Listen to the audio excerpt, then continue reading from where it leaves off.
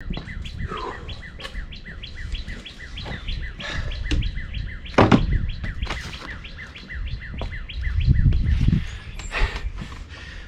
right, guys, welcome back to Hood's Custom Shop. So guys, I've been getting a lot of comments and stuff here lately, and over the years and everything, ever since I got my band sawmill. A lot of people who have, that they say things like, well, I wish I had a sawmill, or I'm saving up to get a sawmill. I wish I could do woodworking projects and stuff like you do, and it seems that they think they have to have a sawmill of some sort to do this. But guys, you see this bench right here, this black walnut bench right here?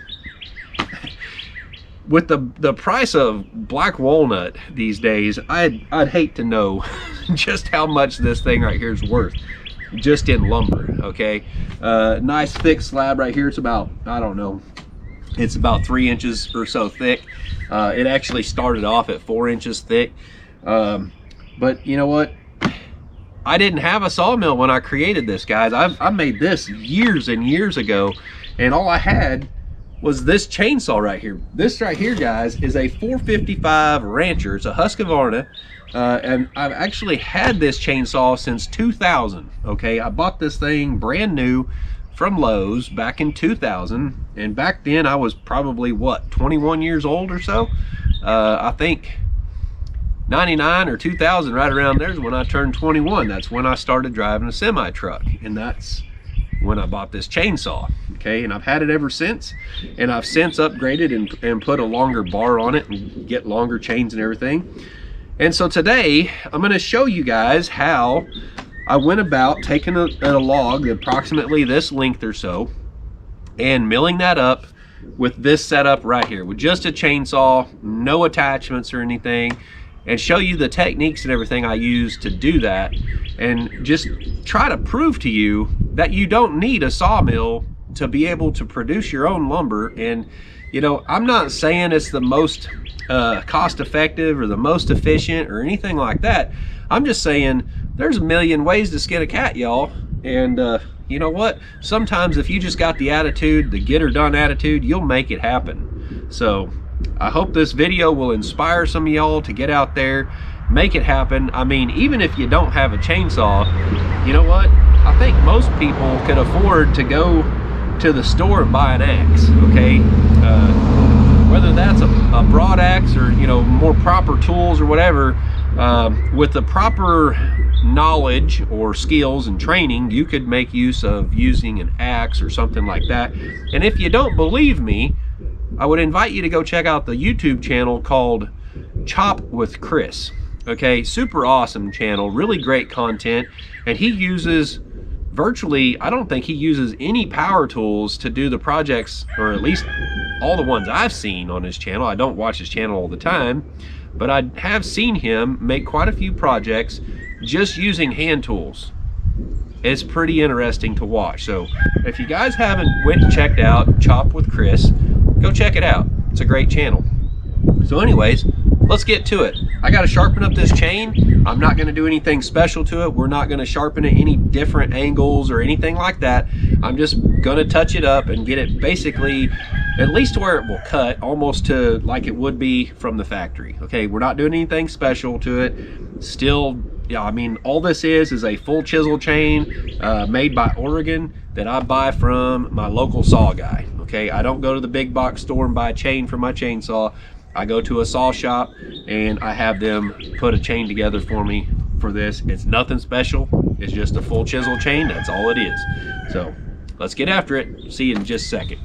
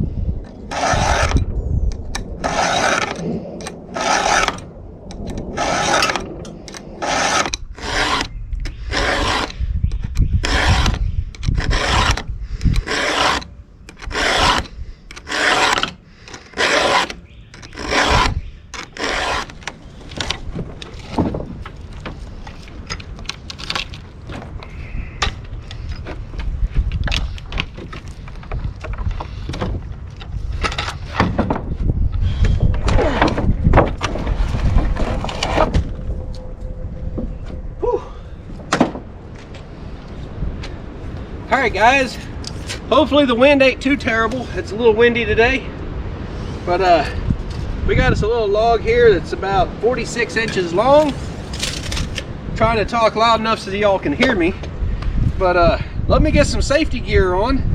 I'm gonna peel a little bit of bark off of this. We're gonna get to work with it, or get to work on it with the chainsaw.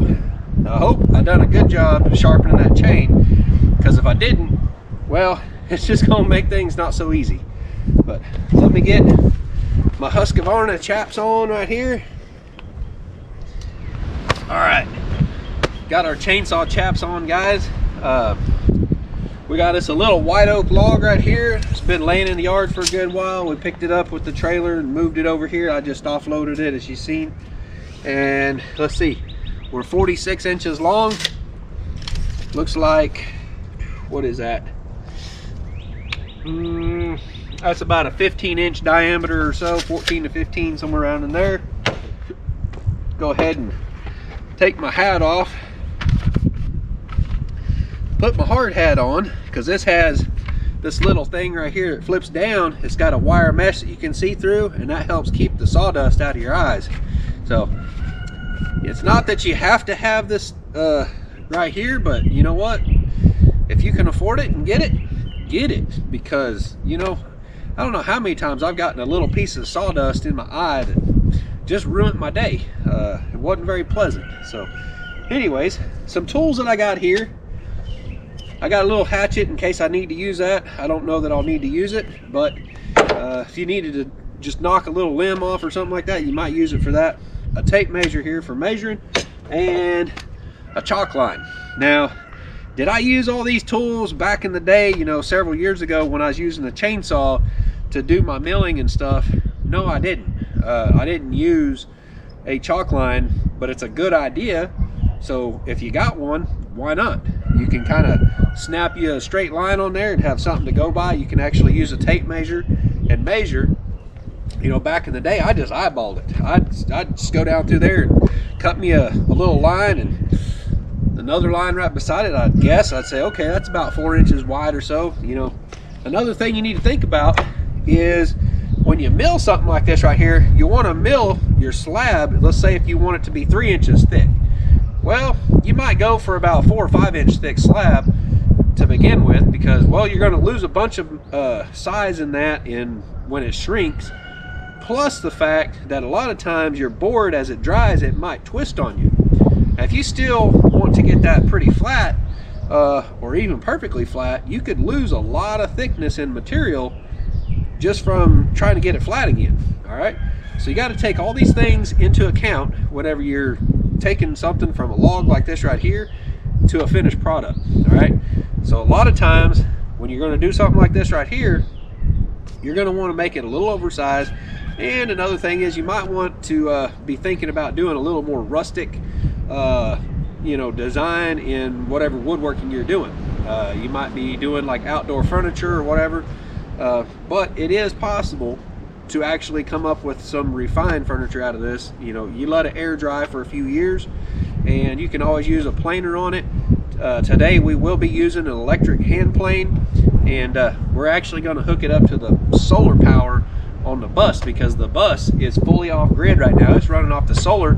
I got another video I just recorded in the midst of between sharpening the saw and then coming over here and doing this. I actually took a lunch break, and the sun had came out, so we were getting a pretty good amount of solar. About 415 watts, I think, is what we were getting from the solar panels. So I did a short little video on that, just a little test and stuff to kind of see what all kind of stuff I could run off that, and trust me, it done pretty good.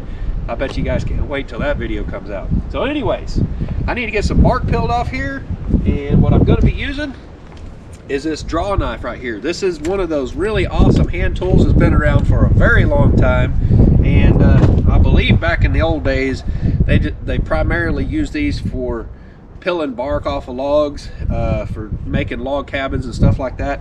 You can pick these up fairly inexpensively. Now this one right here, I think I paid probably $8 or $12 at an antique shop.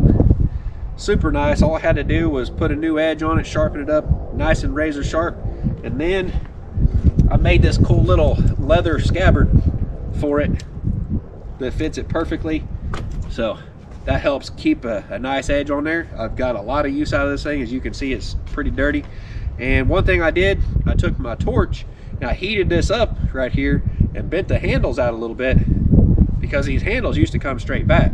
I didn't like that. I like them kind of out a little bit, so that when you're peeling a log like this, you're not raking your knuckles on that log. So anyways, let's get some bark off here, because it's kind of hard to see a chalk line when there's bark on there. All right, so if you can peel that bark off, you'll see your chalk line a little better. Now, back in the day, I would just fire up the saw and I would start cutting this. All right, but we're going to take it a little bit of, we're going to refine the process just a little bit. All right, because now I have one of these, we're going to use it.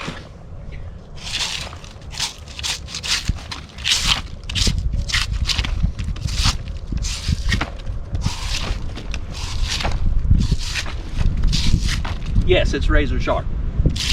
So that's why I got these on. You don't want to slip and get yourself, right?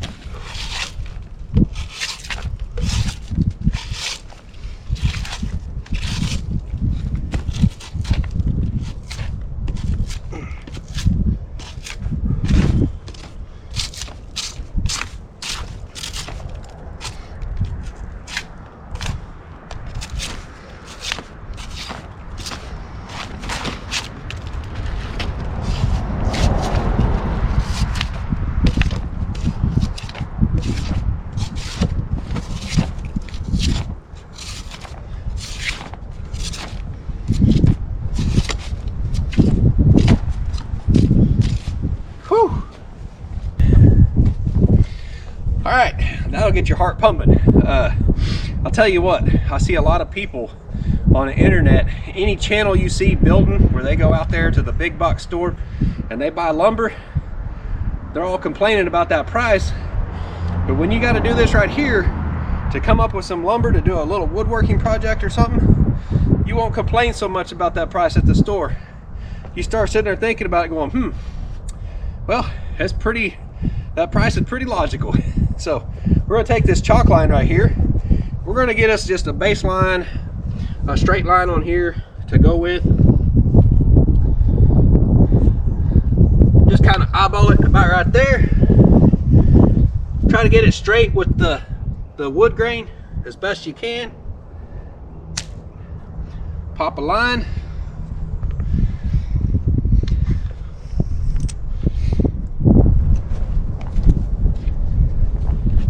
Get my tape measure out.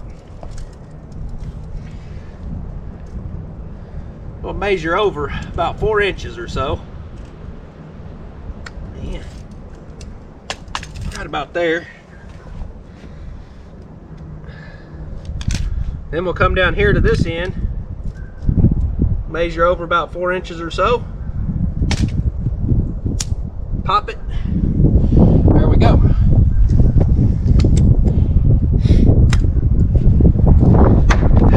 We're going to cut a couple slabs out of this. Now you don't want to cut all the way through it on your first cut.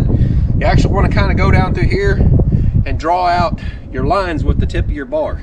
And that's pretty much what we're going to be doing, is using the tip of our bar. There's a lot of skill or eyeballing it that's going to be going on right here. This is more, it ain't going to be perfect, but later on we can refine these slabs down to be, a uniform thickness and all that kind of stuff with the electric hand plane. Or if you feel like it, let's say you're off grid, you don't have solar power, you don't have a generator, they make the old style hand planes, the Armstrong hand planes. I've got some of those. I don't prefer to use them. I like the power option. So anyways, let's get this chainsaw fired up, warmed up, get some stuff cut.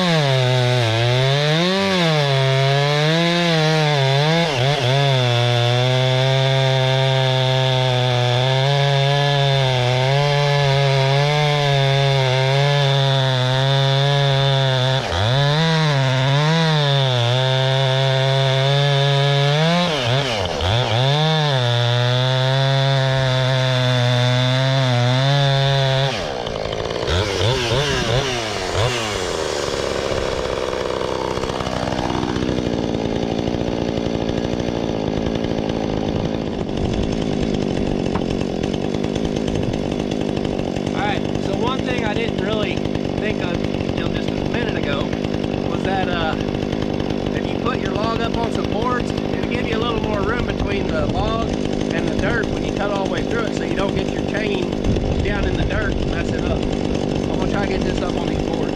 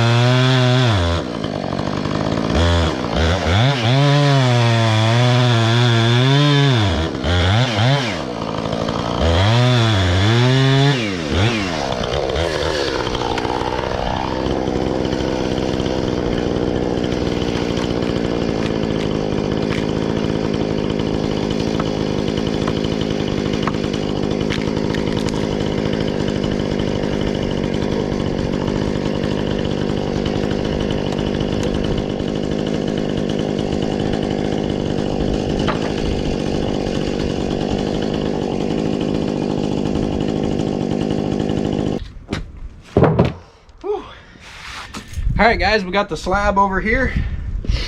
We got the extension cord hooked up to the solar power through the inverter in the bus. So this is completely off grid. We got our electric hand plane here. I'll tell you what, those things, they save you a ton of work. So I highly recommend getting a electric hand plane. Now we're going to set this to take off as much material as possible, and we're going to try to flatten this slab out, get it as nice looking as we can. So here we go.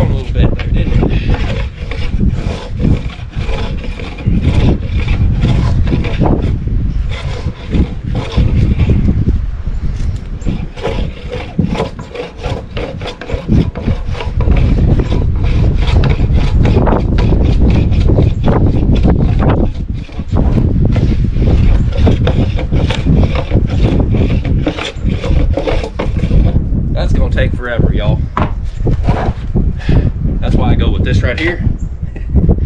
It's a time saver.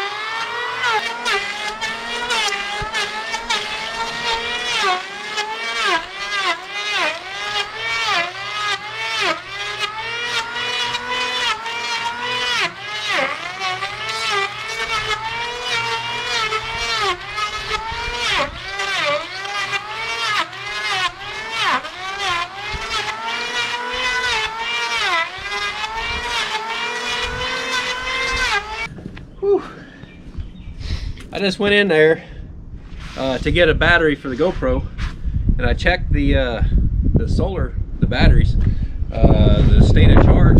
They're at 13.7 volts. So, man, that's amazing how much planing I've done with this thing right here. I've already went through a full battery on the GoPro. We've got one side already flattened out, as you can see right here. We got that done. Now I'm working on this right here. Looks like I need to take down on this side right here, and that should pretty well get it flattened out, but I'm trying to get the chainsaw marks out of it right here, so let's get her done. Still running on solar power. That amazes the heck out of me. Crazy.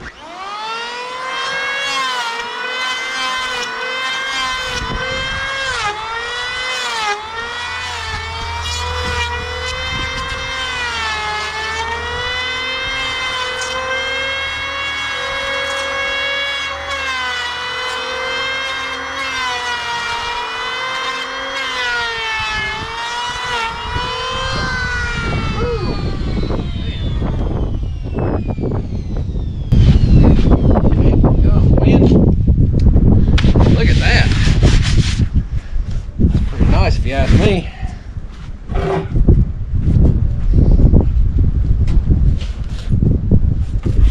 Well, there you go. There's a slab right there you could use for a stair step going in your house. You could use it for a mantle above your fireplace. You could use it for a shelf. You could use it for a bench. I mean, whatever you might use a slab like this for, you could use it for that. Now, if you want to glue it together with another piece of wood, well, you better let it dry out for a good bit, probably a couple of years. You could put it in your house. You can kind of stand it up against the wall or whatever, let it dry that way. But I mean, for a lot of uses, you could actually use it just like it is right now. The only thing is, you do not want to put a fastener here and a fastener here, because what will happen is this wood, when it shrinks from drying, it's going to shrink this way and a little bit this way. Okay, it ain't going to shrink so much this way. So you can put a fastener here, you can put one down here, not a big deal. You can put one here, one over here. All right, and that's going to cause it to try to want to twist, but you don't want to put two fasteners down here, because this wood's going to shrink and it'll split it right down the middle. Another thing you probably want to take into consideration is if you have the pith, which is the center of the tree, if that is included in your slab of wood, well, you might as well go ahead and cut that thing right down the middle, or take out that section that has the pith in it, because if you don't, it's going to split anyway. All right, so take that into consideration, guys. You know, I just wanted to do this video right here just to show that it is possible. If you was to need a big old long beam, or if you needed a post or something, you know, to put in your house, or if you need a slab of wood for a stair step, or if you want to make a mantle for your house and you got a chainsaw, and you can go buy you one of these little cheap Craftsman electric hand planes for like $89 or whatever they're selling for now. I'm sure the prices went up because everything's going up here lately. But you can do this, all right? If you can't come up with a log like this right here, you know, you can probably go down to the limb yard, or you can contact your local tree service or something. And a lot of times they'd be happy to call you up whenever they have a log like this come available, You just come out, pick it up with your car, your pickup, whatever you want to throw that thing into. If you can pick it up and get it in there, I mean, a lot of times those tree service guys, they'll help you get it loaded up, because I mean, they got to load it anyway usually. So you can get something like this. I mean, if you got it on your own property and you know how to cut a tree down, you know how to use your chainsaw, there you go. You can come up with wood right like this right here. Now, one thing I want to definitely point out to y'all is a piece of wood like this, you want to stand that thing up like that right there to let it dry. If you don't have any stickers, now let me find some stickers and I'll show you what I mean. All right, these right here, these little 1x1s, and this is a bit crooked, but I can put it like this. All right, those stickers like that, what that does, you stack it like that right there, and air can get around this entire piece of wood. Okay, so it's not going to necessarily be drying faster on this side, which it actually would outside.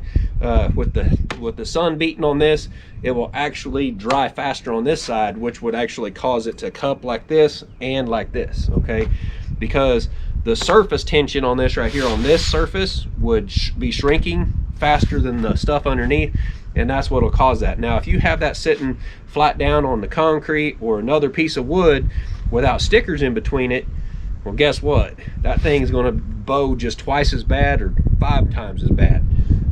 So you definitely want to have some stickers. Now, what I prefer to do around here, instead of using up a bunch of sticker material and stacking stuff, I like to stand them up like this right here. Now, you don't want it leaning like that right there, because that's going to cause it to bow also. You want it about like that right there, okay? If it's in your wood shop or something, you just set this in your shop, let it dry for a few years, and then you got a nice piece of lumber to start off with. You got your live edge and everything on there. Now, I don't prefer to cut the live edge off, because somebody one day might come in your shop and look at it and say, hey, would you mind selling that to me? I would like to have it for a mantle or a shelf in my house. And you can say, well, sure, I'll sell that to you for $200. There you go, 200 bucks for a nice little mantle for your fireplace or shelf or whatever you want to call it. Now, you've got an entire day pretty much in doing this right here. So what's it worth to you? Well, I would sure hope that would be worth $200 to you, because that's about what you can sell a mantle for.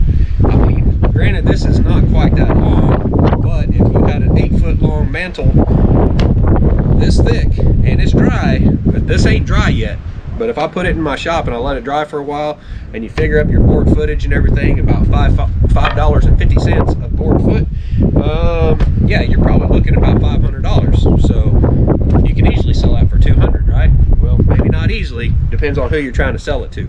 But if they know the value of it, like this one right here, this has got some spalting in it, I can cut off the back side of it for them over there on the other sawmill. That'd be real handy. That's one reason to have a sawmill like that, because I can put this over there on that mill. I can cut the back of it off, make it nice and square for somebody, and then I can take and cut the ends of it off and make it however they like it to be. And I could sell this slab right here for $200 or $300. So anyways, just an idea for you guys. I know there's some people out there who have sent me messages and stuff saying, man, I sure wish I had a sawmill. And they tell me they got a chainsaw. Well, if you got a chainsaw, you don't need a whole lot more. You can actually do this with a chainsaw. Now, if the better you are at using your chainsaw, you might, you know, not have so many chainsaw marks in there to get out. If you was to have the money to invest in a chainsaw mill, or if you was to go buy you a couple pieces of all thread and drill some holes. Where'd my chainsaw go? All right, so you can actually drill some holes through your bar, okay? One up here and one down here somewhere, and you can put a piece of all thread through there, right? Nice little all thread coming through, and you can actually bolt like a 2x12 or 2x6, whatever, right up here, and you can adjust that all thread for your thickness. And if you have a ladder, there you go. You got yourself a homemade Alaskan chainsaw mill for next to nothing that you can build yourself. Is it going to have its little quirks and everything? Well, sure. You need to learn how to use it or figure it out. I'm not going to tell you how to use it. I mean, it seems to me it'd be pretty straightforward, pretty simple. I've actually seen people do that. They just, you know, get a longer bar for their chainsaw. You know, you probably want to get a pretty big one. A 450 Husqvarna just ain't quite big enough. A 455 really ain't big enough. I would want something a good bit bigger of a chainsaw. Now, there's some cheap ones out there. The Holtzforma, it's I don't know, it's a cheap Chinese knockoff of the steel chainsaw, the 660. It's the same size as the steel 660, but it's a lot cheaper. It's a quarter of the price, a few $100s, and you can have a big saw, all right, that would actually work for a big chainsaw mill. And, you know, sure, you can go buy Alaskan chainsaw mills for however much you want to spend. Honestly, there's people out there selling them on Etsy and everywhere else on the internet. It doesn't have to be a real actual Granberg chainsaw mill, okay? If you get a Granberg, well, the quality's probably going to be a little bit better. But I'm telling you, you don't have to buy stuff like that. You can make it yourself. You can go to the store, you can buy a piece of, let's say, 3/8 all thread, 1/2 inch all thread, whatever you want to use. You can drill some holes in your bar. You know, you might want a bar special just for that, but I mean, it's not going to kill your bar to drill a couple holes in the middle of it. Drill you some holes, put your all thread in there, put you a piece of 2x12 or 2x6, whatever you've got on there, and you got yourself a chainsaw mill, and you can make something like this a heck of a lot easier, all right? But I just showed you guys you can do this freehand. It's totally possible. If I had taken my time a little better with it, I wouldn't have spent so much time over here with the electric hand plane. Now, if you're completely off grid and you don't even have solar power like I just used, yes, I just used 100% solar power with this right here. The sun's starting to go down, so I'm not going to use any more. I'm going to let it charge my batteries up all the way. We don't want those sitting all night long without a good charge on them. And we're running everything in the bus off of it, and I'm actually living in there now, so I'm going to leave some power in there. But if you don't have anything like that, you can go pick up a nice little old hand plane. This one here is a Shelton number 14, right? Nice and long sole on it. The longer the sole, the flatter it is, or the easier it is to get your boards nice and flat. Now, the thing is, with tools like this right here, you need to know how to sharpen them. You need to know how to maintain them or get them set up to where they will cut good. Otherwise, you're going to get some really big arms. That's all I got to say for it. I highly recommend getting something like this right here. There's lots of tools out there you could use for debarking, but a barking spud or debarking spud, whatever you want to call it, it's a little spud thing. It's a kind of long handle, and it has just a little blade on it that's about that wide and about that long or so, and you use it to debark with. Or you can use something like this, a draw knife. This is a Ace True Value draw knife, the number 8, whatever that means. All right, I just got this at an antique store, done a little work to it, heated up the handles, bent them out a little bit, because I used to be straight up and down, and I wanted them out just a little bit. So yeah, works really good. Put an edge on it. I know how to sharpen my tools, so yeah, I can do all kinds of stuff like this right here, and you can too. All you got to do is get out there and get her done. Guys, I hope you enjoyed this video. If you did, smash that thumbs up. We'll see you on the next one. Thanks for watching. Bye.